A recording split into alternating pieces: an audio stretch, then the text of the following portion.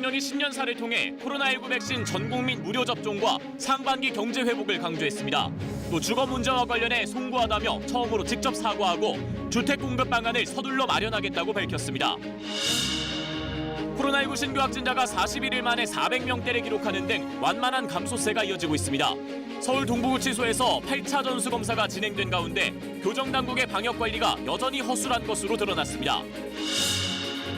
북한 노동당대회에서 김정은 국무위원장이 당 총비서로 추대된 반면 승진이 예상됐던 김여정 제1부부장은 기존 직책에서 제외됐습니다. 우리 군은 어젯밤 북한이 열병식을 연 정황을 포착해 분석하고 있습니다. 정인이 양부모에 대한 재판을 앞두고 항의 시위와 고발이 잇따랐습니다. 아동학대 사건 재발을 막기 위해서는 조사자의 전문성 강화와 보호시설 확충, 전담부서 설치가 필요하다는 지적이 나오고 있습니다. CES 국제가전박람회가 54년 만에 처음으로 온라인으로 열렸습니다. 일상 속 혁신이 화두로 떠오른 가운데 국내 340여 개 기업이 참가해 코로나 이후 미래 시장을 선점하기 위한 첨단 기술을 선보였습니다.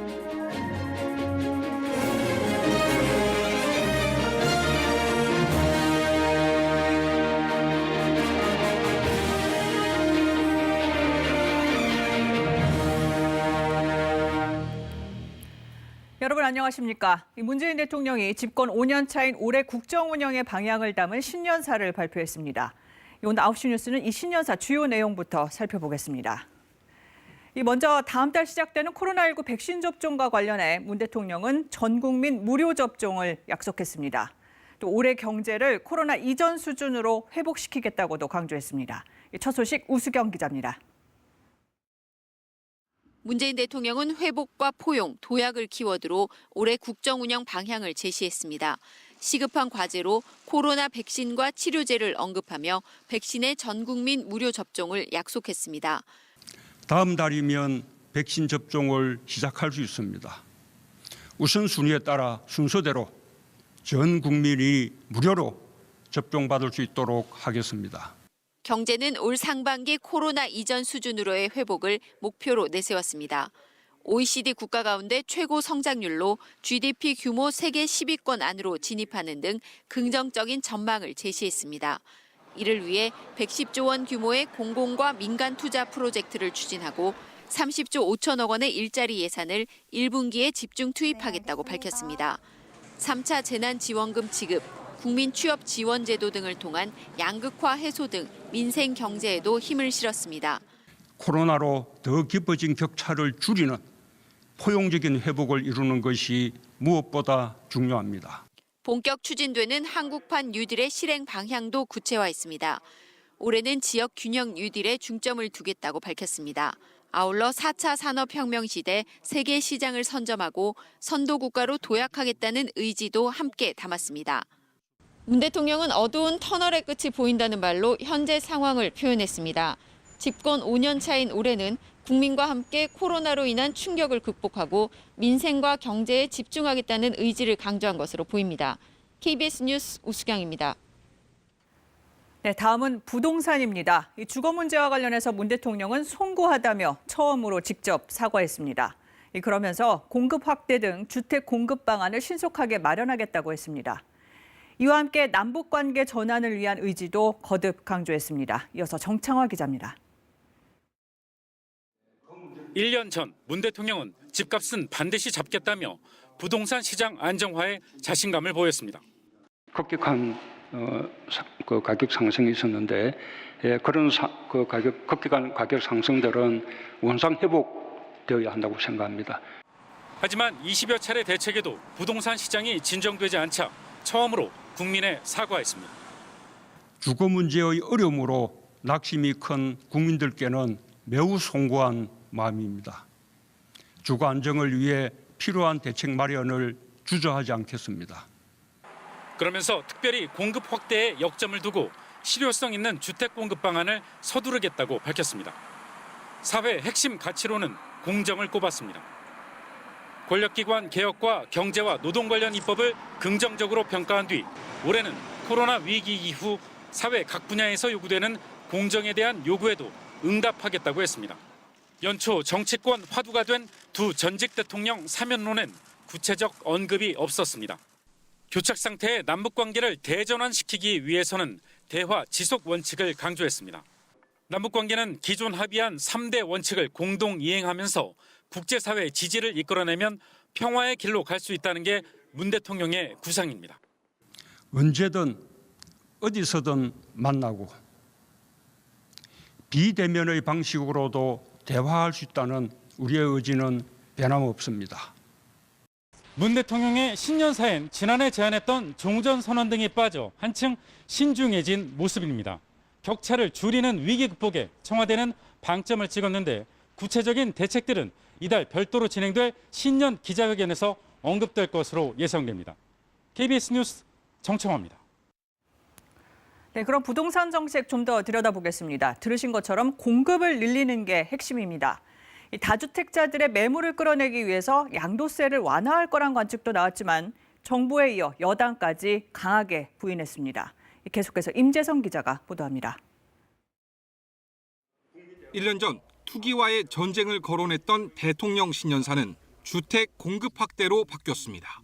청와대 관계자는 단순히 시장을 옥죄에서 잡는 게 아니라 실질적인 공급책을 내놓겠다는 대통령의 강한 의지가 담긴 것이라고 밝혔습니다. 변창흠 장관이 밝힌 서울 도심 내 주택 공급 방안에 다시 힘을 실어주는 대목입니다.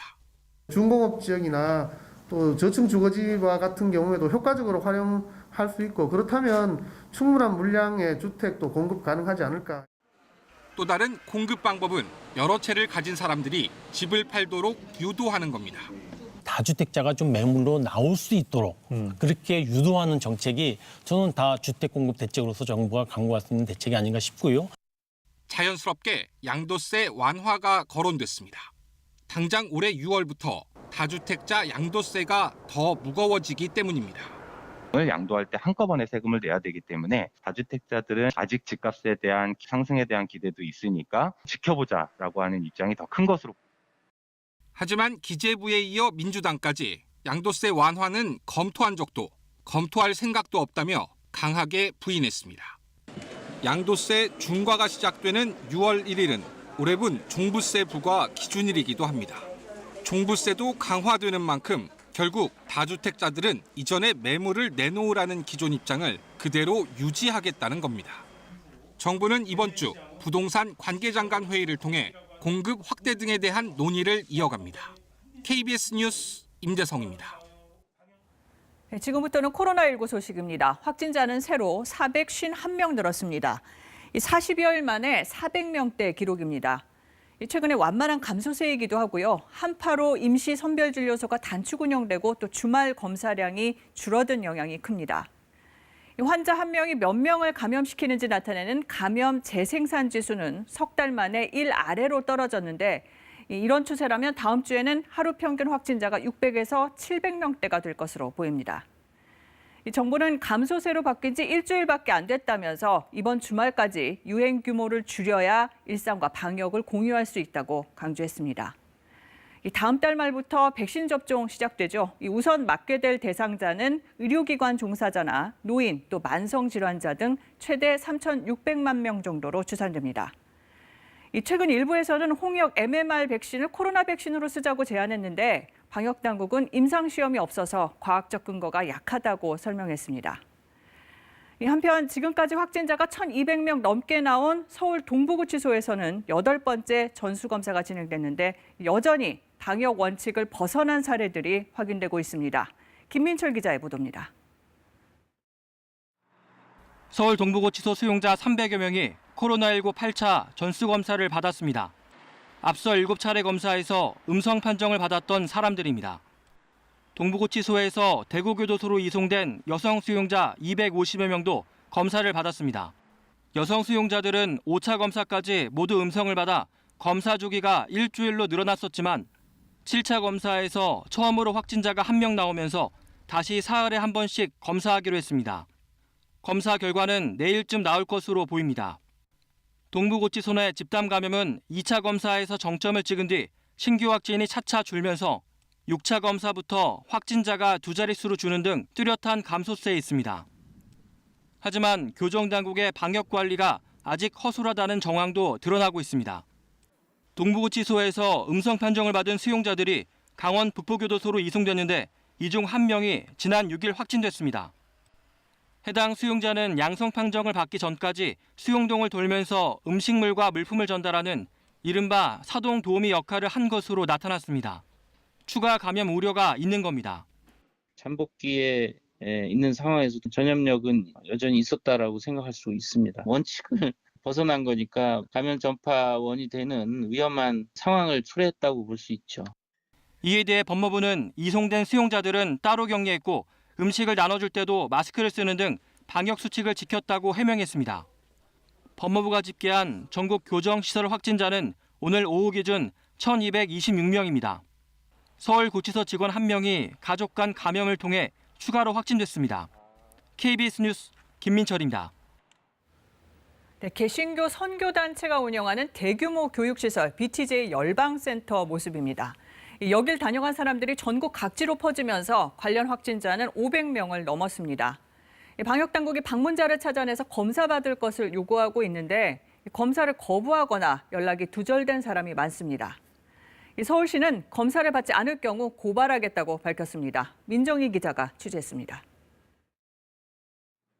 선교단체 교육시설인 BTJ 열방센터 방문자가 19명 나온 서울 노원구.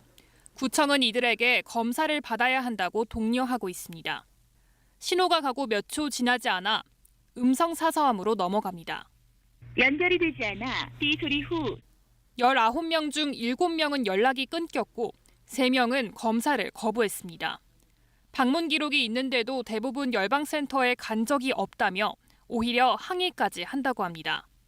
굉장히 적대적인 어떤 그 감정을 가지고 말씀하시는 분들이 대부분이죠. 왜 우리가 이런 일에 협조를 해야 되느냐. 열방센터 방문자 중 서울에 주소지를 두고 있는 사람은 283명. 이 중 33%인 96명이 검사를 받았고 5명은 양성 판정을 받았는데 양성률이 5%를 넘습니다. 검사를 거부하는 사람은 45명, 착신 불가, 결번 등으로 연락되지 않는 사람은 79명입니다. 서울시는 오는 15일까지 진단검사를 받을 것을 촉구하는 행정명령을 내렸습니다. 또 자치구, 경찰과 함께 미검사자 주소지를 직접 방문하고 부재 여부를 확인할 예정입니다. 정당한 사유 없이 검사를 거부하는 자에 대해서는 고발 조치 등 엄정 대응해 나갈 계획입니다. 이외에도 종교시설 관련 방역수칙 위반은 끊이질 않고 확인되고 있습니다. 서울시는 일요일인 어제 자치구와 함께 종교시설 1,300곳을 점검한 결과 방역수칙을 위반한 교회 9곳을 적발했습니다. 3차 대유행의 확산세를 꺾기 위해 종교인들의 적극적 협력이 필요하다며 정규 종교 활동은 20명 이내 비대면으로 해달라고 이미 요청한 상태입니다. 한편 지난해 10월부터 12월 사이 BTJ 열방센터 방문자는 2,800여 명에 달하며 관련 확진자는 벌써 500명을 넘어섰습니다. KBS 뉴스 민정입니다. 네, 코로나로 각종 행사가 줄줄이 취소되면서 화훼 농가들의 어려움이 극심합니다. 특히 손꼽아 기다려온 졸업식, 입학식 특수마저 사라지면서 경남 지역 농민들은 꽃을 800단 넘게 폐기했습니다. 박기원 기자입니다. 농민들이 화려한 빛깔의 꽃들을 바닥에 쏟아붓습니다. 행사용 화환에 많이 쓰이는 거베라입니다. 꽃집에 납품할 최상품이지만 줄기를 모두 꺾어버립니다. 경매에서 유찰된 꽃들을 직접 폐기하는 겁니다. 오늘 하루 경남과 부산 세계 화훼 공판장에서 경매에 붙여진 거베라는 4천여 단. 이 가운데 800여 단이 유찰돼 팔리지 않았습니다. 부산 경남 화훼 농협 기준 거베라 출하량은 1년 전보다 31% 줄어들었습니다. 캐업하고 이렇게 철사하고 이렇게 만들었는데 여기 한 단 1,300원 먹혀요. 팔리지도 안 하고 지금 팔린다 캐봐야 1,000원씩 팔리면은 밭을 갈아올 수밖에 없습니다. 해마다 1월부터 3월까지 졸업식과 입학식 특수를 맞는 안개꽃도 마찬가지. 1년 새 거래량이 29% 줄어들었습니다.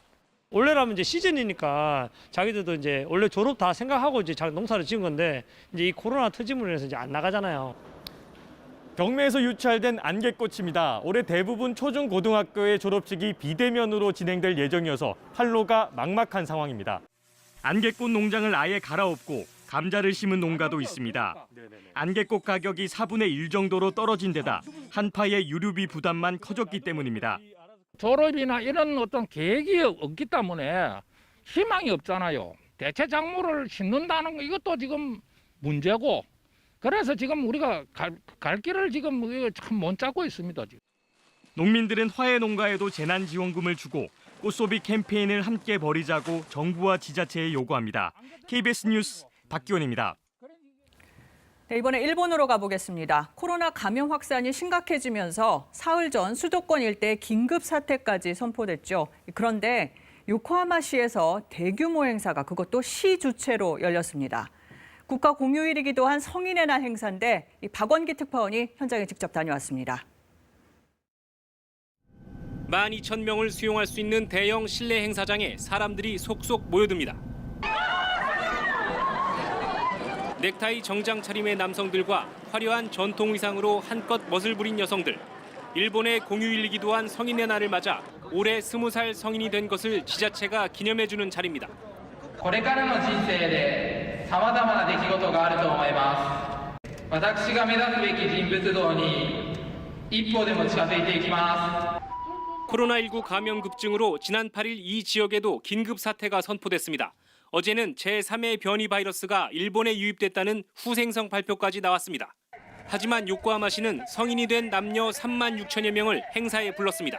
그리고 실내 행사장을 두 곳으로 나눠 4차례에 걸쳐 성인의 날 기념 행사를 열었습니다. 이곳의 일부 참가자만 2,700명. 오늘 성인의 날 행사로 이제 첫 번째 행사가 끝났습니다. 이만한 사람이 모이는 행사가 앞으로 3차례 더 남아 있습니다. 주최 측은 손소독, 발열 체크 등 방역 수칙을 준수하고 있고 행사 인원도 수용 가능 인원의 50% 이하, 5,000명 이하만 참석하게 한다는 규정을 따르고 있어 별 문제가 없다는 입장입니다.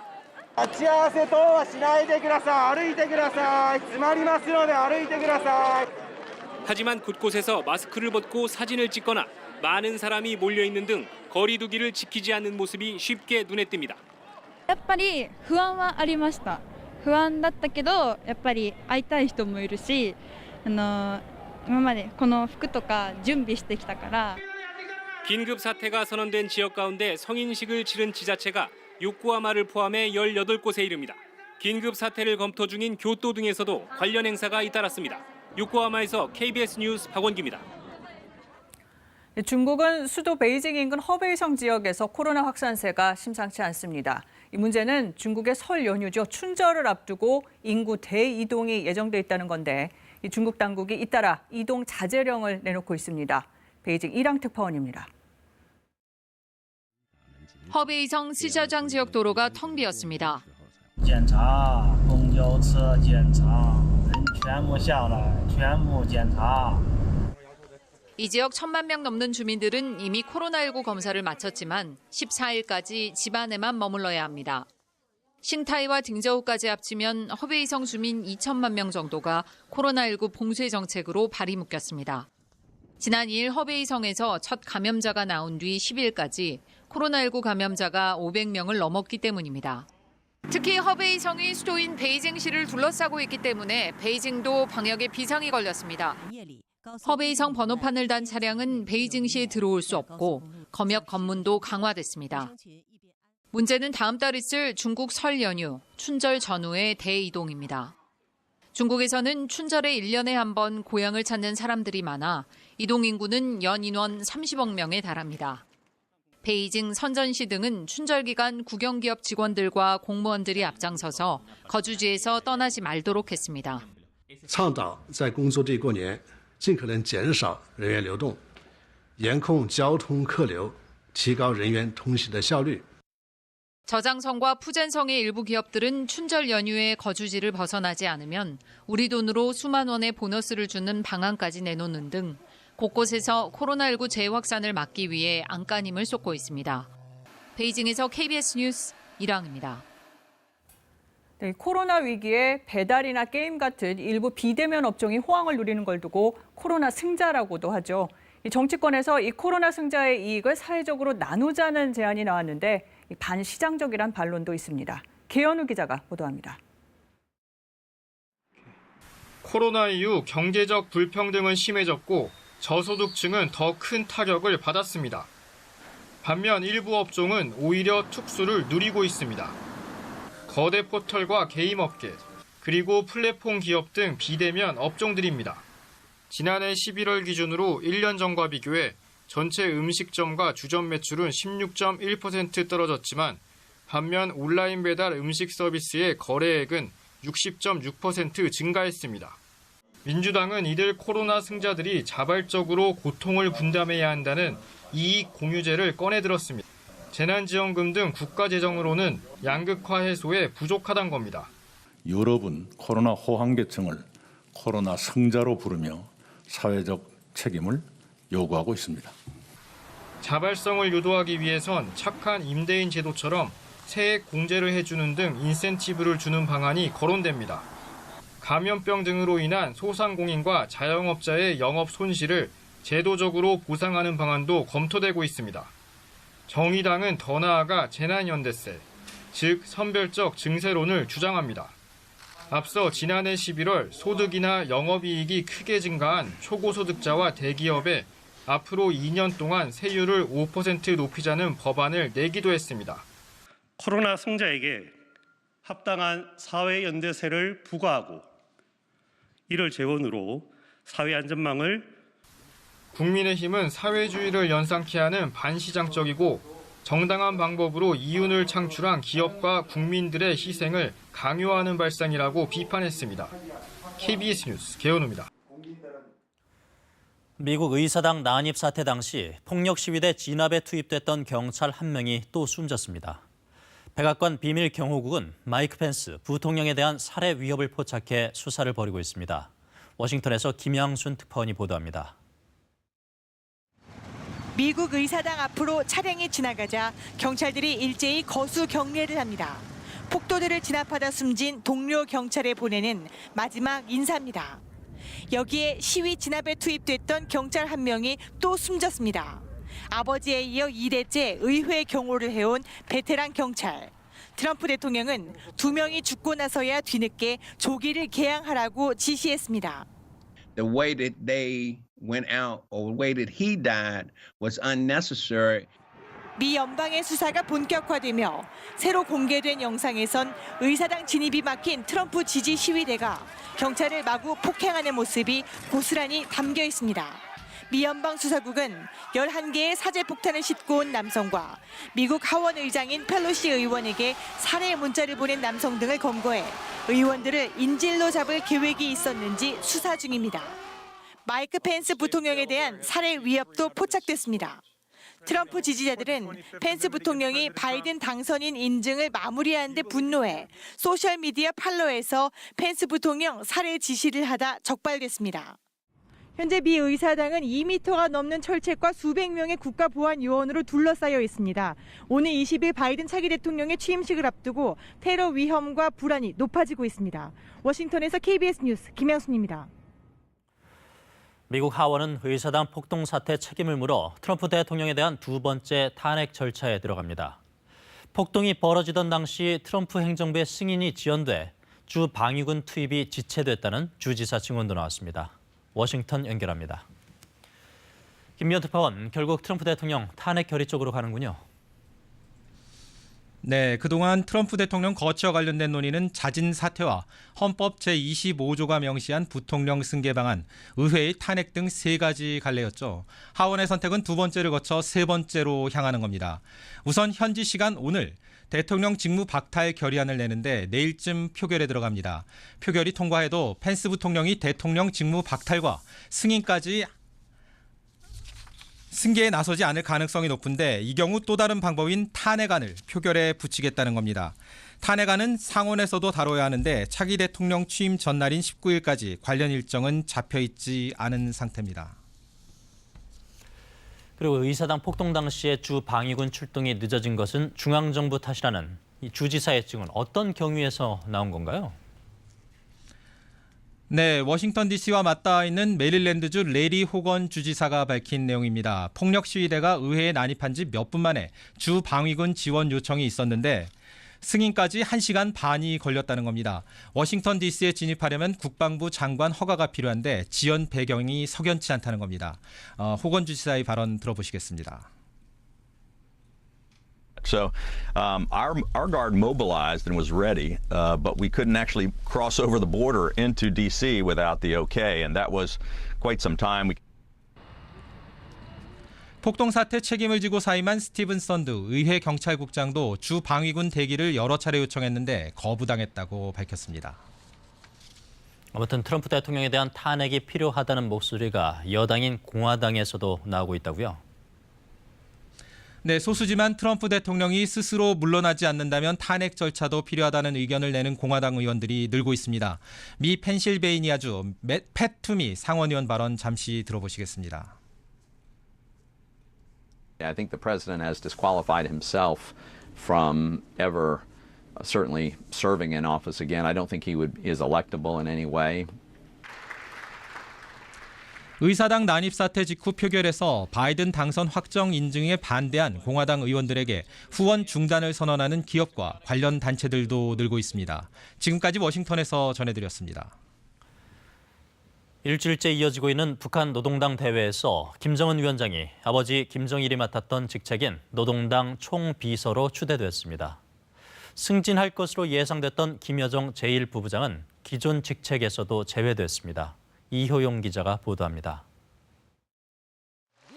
집권 첫 해 노동당 제1비서에서 5년 전엔 당 위원장으로 직함을 바꿨던 김정은 국무위원장. 이번 당대회에선 당의 총비서로 추대됐습니다. 과거 김정일 국방위원장에게 부여됐던 직책을 직접 맡은 겁니다. 김정은 동지를 조선노동당의 수반으로 모시는 것은 우리 수백만 당원들과 인민들의 불타는 심장의 호소이고 드팀없는 의지입니다. 선대 지도자의 반열에 올랐다는 자신감을 내보이며 당 중심의 사회주의 정상국가 토대를 완성하겠다는 의도로 해석됩니다. 승진이 예상됐던 김여정 당 제1부부장은 오히려 정치국 후보위원회에서 제외됐습니다. 다만 최고 지도자의 여동생으로 국정 운영에 깊숙이 관여해온 만큼 정치적 위상은 공고하다는 분석이 많습니다. 이 선에서 한 발을 빼는 모양새를 비췄지만 전반적으로 대남 대미와 관련해서 실질적으로 해왔던 역할들은 상당 부분 유지될 가능성이 높다고 봅니다. 현지 주도 때마다 김정은 위원장을 수행한 조용원은 정치국 상무위원에 올라 권력 서열 5위 안으로 약진했습니다. 대미 협상을 맡았던 최선희 외무성 제1부상은 강등됐고 하노이 회담 결렬 이후 경질됐던 김영철은 대남 사업 담당인 통일전선 부장으로 복귀했습니다. 평양에선 지난밤 당대회 관련 열병식 움직임이 포착됐지만 우리 군 당국은 예행 연습 가능성에 무게를 두고 있습니다. KBS 뉴스 이효용입니다. 네, 정인이를 추모하는 근조화한 수십 개가 이 사건을 수사하는 서울 남부지검 주변에 놓였습니다. 정인이 양부모의 재판을 이틀 앞두고 양부모와 경찰에 대한 고발과 기자회견이 잇따랐습니다.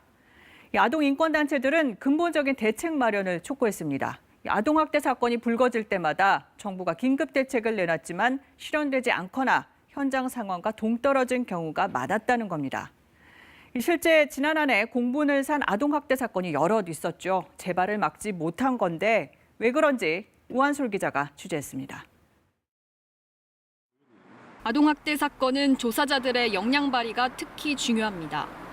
피해자가 아동이어서 조사가 어렵기 때문입니다.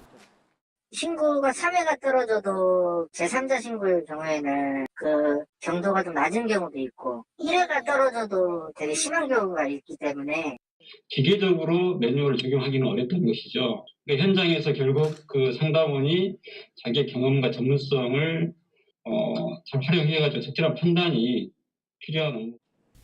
그만큼 전문성을 키워야 하지만 오래 경험할 여건이 안 된다는 게 현장의 공통된 의견입니다.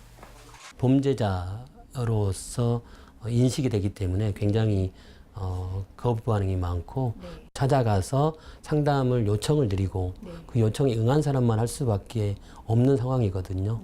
상근이 9명인데 9명을 새로 채용한 일이 있었습니다. 한두 달 만에 그만두고 하다 보니까 필요한 조치를 하려 해도 시설이 제대로 갖춰지지 않은 것도 문제입니다. 2019년 기준 재학대 피해 아동은 2,700여 명. 하지만 정원이 7명인 임시보호쉼터는 74곳, 정원은 500여 명에 불과합니다.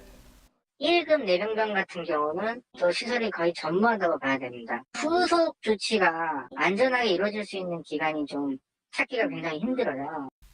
당장 시설을 갖추고 강제성을 부여하더라도 장기적으로는 유관기관을 아우르는 컨트롤 타워가 없다면 언제든지 정인이 사건은 재발할 수 있다고 경고합니다.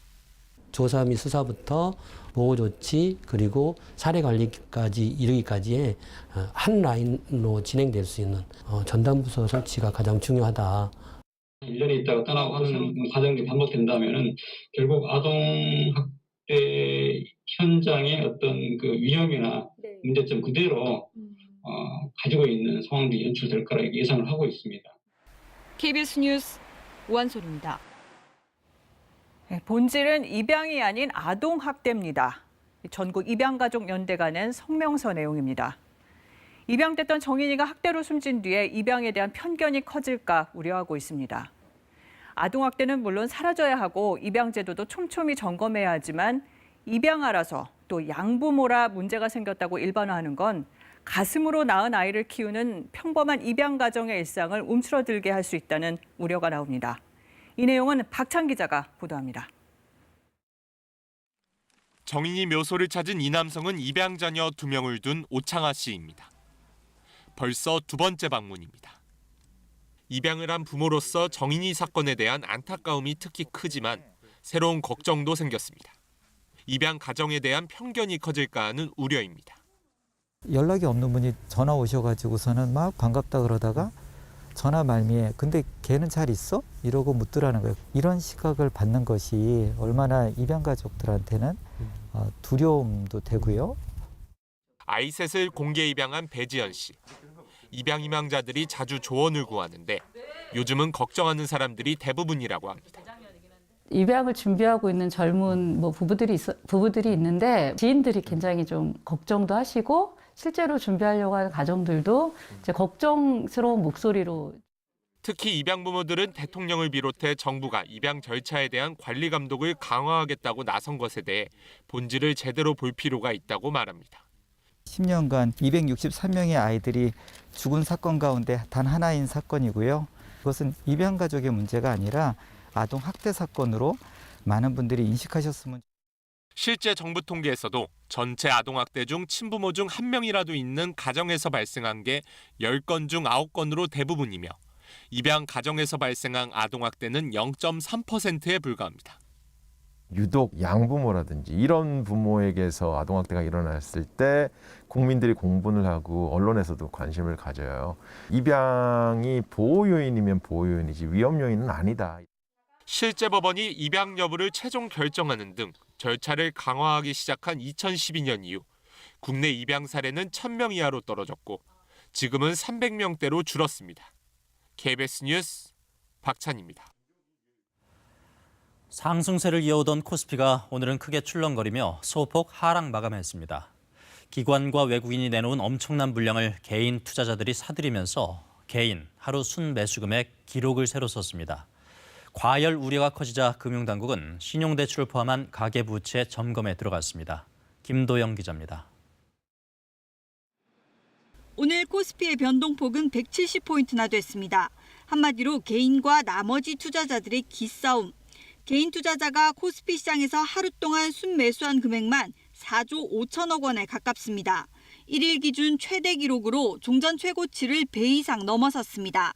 일부 증권사의 모바일 거래 시스템 접속이 지연될 정도였습니다.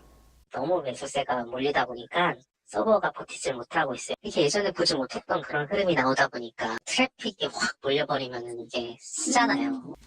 올해 장이 열린 6거래일을 따지면 코스피 시장에서 개인의 순매수액은 6조 2천억 원으로 늘어납니다. 문제는 개인의 투자가 늘수록 빚도 함께 늘고 있다는 겁니다. 개인이 주식 투자를 위해 증권사에서 빌린 돈은 올해만 1조 1천억 원이나 급증했습니다. 게다가 1월에는 보통 줄던 은행 신용대출까지 빠르게 늘고 있습니다. 7일 기준 5대 시중은행의 신용대출 잔액은 약 134조 원으로 나흘 만에 4,500억 원 넘게 급증했습니다. 금융업계에선 상당 부분이 주식시장에 유입된 걸로 보고 있습니다. 원래 1월 초에는 뭐 가계대출이 급증한다든지 이런 계절성이 있는 건 아니고요. 연초에 다시 이제 재개되면서 주식 투자 자금으로도 일부 흘러 들어간 것으로 보여집니다. 금융감독원이 주요 은행 대출 담당 임원들과 가진 화상회의에 관심이 쏠리는 이유입니다. 금감원은 정기적인 협의일 뿐이라고 설명했지만 최근 신용대출 급증 문제와 관련해 은행권에 일종의 경고 신호를 준 것 아니냐는 분석이 나옵니다. KBS 뉴스 김도영입니다.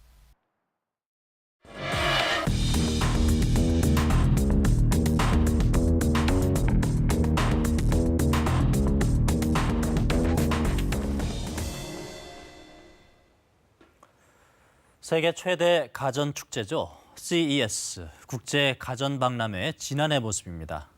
무려 18만 명이 몰렸고 4,500여 기업이 참가해 첨단 기술을 공개했습니다. 저희 KBS 박대기 기자의 모습도 보이는데요. 지난해까지만 해도 현장에서 이렇게 로봇과 탁구 대결도 하는 등 소식을 전했습니다. 하지만 올해 CES는 달라집니다. 코로나로 인해서 54년 만에 처음으로 온라인으로 개최되는데요. 올해 CES의 핵심 화두는 일상과 혁신입니다. 코로나를 딛고 보다 새롭고 나은 일상으로 바꾸자는 건데요. 우리 기업들도 미래 시장 선점을 위해서 미국에 이어 두 번째로 많은 340여 개 기업이 참가해 치열한 경쟁을 예고했습니다. KBS는 코로나 이후 일상 속 혁신, 미래 기술을 살펴보는 시간을 마련했습니다. 오늘은 첫 순서로 코로나 이후 수백조 원대 시장으로 떠오른 이른바 보복 소비 시장을 박대기 기자가 살펴봤습니다. 버튼을 누르자 평평했던 화면이 휘어집니다. 평소엔 평평하게, 게임을 할 때는 휘어진 화면으로 몰입할 수 있습니다. 화면 속 음성을 인식해 자체 자막으로도 보여줍니다. 리모컨은 실내 불빛으로 충전하고 상자는 종이 접기로 재활용해 탄소 배출을 줄였습니다. This means including more recycled materials across our entire TV lineup. 우리 업계가 100조 원대 세계 시장의 절반을 차지하고 있는 TV 분야. 지난해 상반기 매출은 전년 대비 마이너스 17%로 추락했지만 3분기엔 11% 성장으로 반등에 성공했습니다. 코로나19로 억눌렸던 소비가 한꺼번에 폭발하는 이른바 보복 소비가 시작된 겁니다. 미국만 따져도 저축 규모가 무려 1,500조 원. 그만큼 보복 소비 여력은 충분하다는 분석입니다. 미국이나 유럽 같은 경우에는 정부에서 아무래도 이제 지원금들을 많이 주게 되었는데 외식을 할 수도 없고 그다음에 해외로 여행을 갈 수도 없다 보니까 거기에 대한 보복적 소비로서 이에 맞춰 기업들의 신기술은 이미 코로나19 이후의 일상에 초점을 맞추고 있습니다. 인공지능이 피부에 맞는 립스틱 색을 추천해주기도 하고 그래서 이렇게 진하게 보이는 컬러가 추천 컬러고 원하는 색깔을 고르면 색소를 한 방울씩 섞어서 2,000여 가지 색의 입술 화장품을 즉석에서 만들 수 있습니다. 언젠가 마스크를 벗을 수 있는 날이 오면 다시 입술 화장품이 인기를 모을 거라고 업계는 기대하고 있습니다. 립 메이크업 분야에 있어서는 조금은 욕망들이 억눌려 갔다고 생각을 합니다. 포스트 코로나 시대에는 이러한 욕망들이 조금은 더 수요로 이어질 것으로 보고요. 세계은행은 코로나19가 통제된다면 올해 세계 경제가 4% 성장할 것으로 내다봤습니다. 코로나19 이후 새로운 일상이 만들어내는 거대한 소비 시장을 잡기 위한 기업들의 기술 경쟁이 치열해지고 있습니다. KBS 뉴스 박대기입니다. 중대재해처벌법이 진통 끝에 국회를 통과한 게 사흘 전이죠. 다시 산재 사망 사고 소식입니다. 여수와 광주에서 어제 오늘 잇따라 노동자들이 설비 작업 중에 목숨을 잃었습니다. 곽선정 기자입니다. 119 구조대원이 석탄을 운반하는 컨베이어 벨트 안쪽으로 급히 들어갑니다. 한 사람만 겨우 들어갈 정도로 입구가 비좁아 용접기로 접합 부분을 끊어가면서 길을 뚫었습니다. 기계에 끼인 30대 노동자를 구조하기 위해서입니다. 어제 저녁 7시 55분쯤 전남 여수 산업단지에 있는 한 유연탄 저장업체에서 협력업체 소속 기계정비원 33살 A씨가 석탄 운송 설비에 몸이 끼었습니다. 기계에 남아있는 찌꺼기 석탄을 제거하다가 사고가 난 것으로 알려졌습니다. 함께 일하던 동료 노동자가 현장 상황을 보고해 업체 측에서 119에 구조를 요청했습니다. 노동자는 사고가 난 지 2시간 반 만에 구조돼 병원으로 옮겨졌지만 결국 숨졌습니다. 구조 현장이 작업을 진행하기에 워낙 협소한 상태라 작업이 지연되어 구조를 하는데 어려움을 겪었습니다.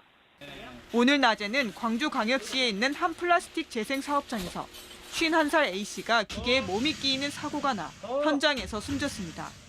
지난 8일 국회를 통과한 중대재해처벌법은 산재 사고가 났을 때 사용자 측 처벌을 강화하는 조항을 담고 있습니다.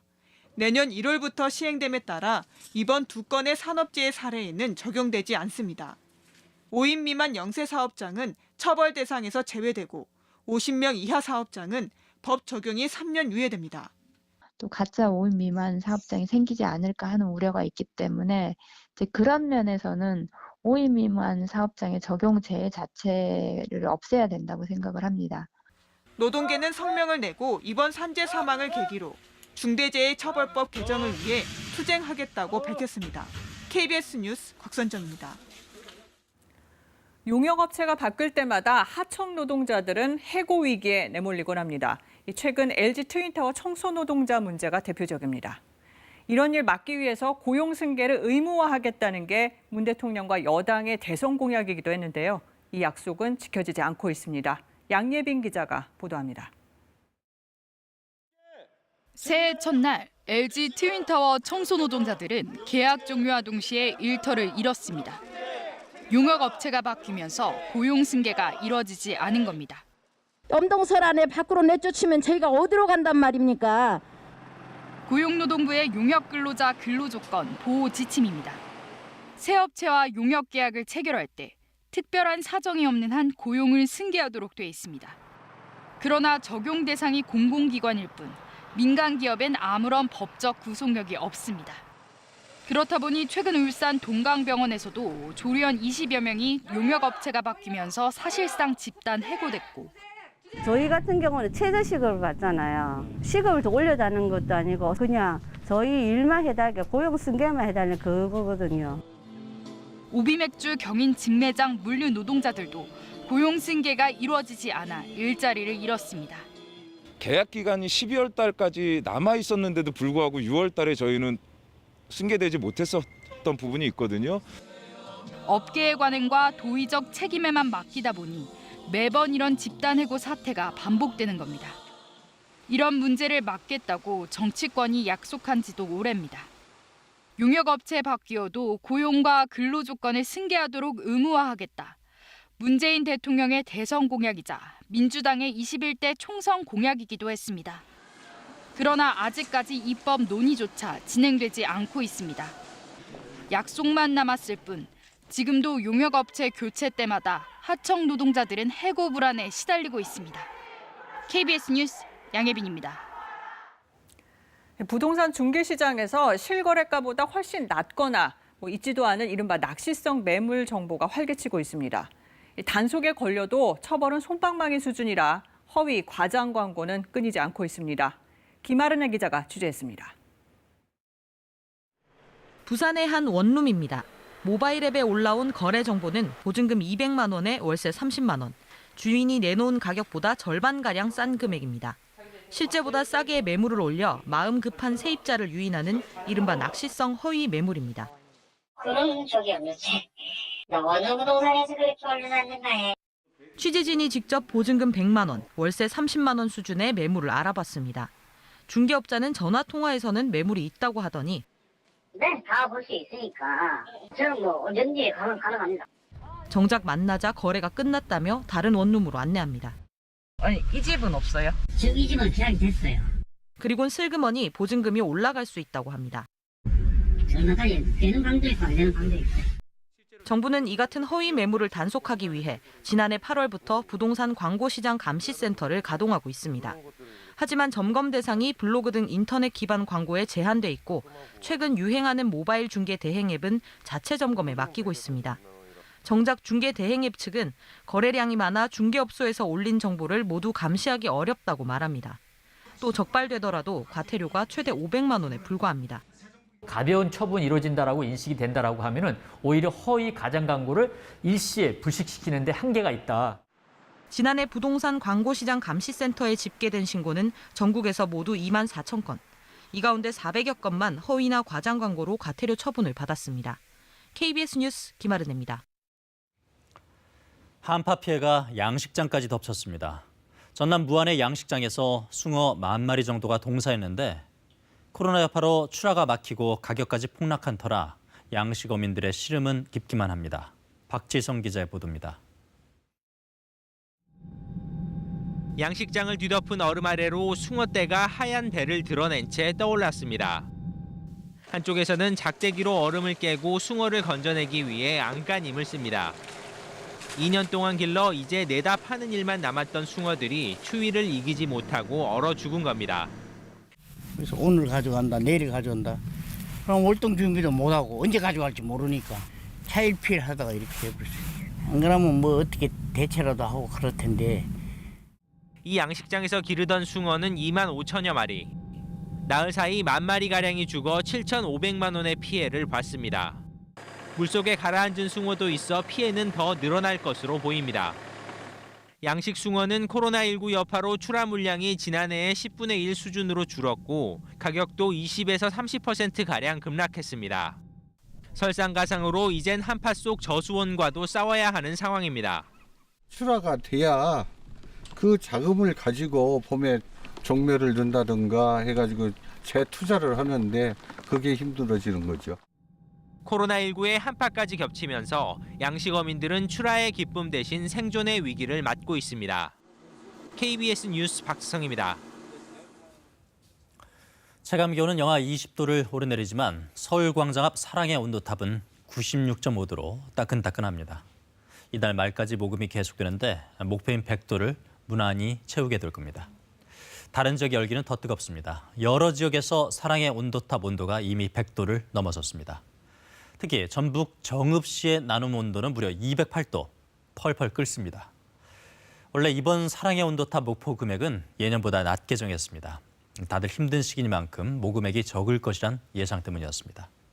그 예상이 보기 좋게 빗나갔고 어려울수록 주변을 돌아보는 사람들의 온정은 한겨울 한파를 녹이는 중입니다. 이런 온기가 더욱 절실한 곳이 있습니다.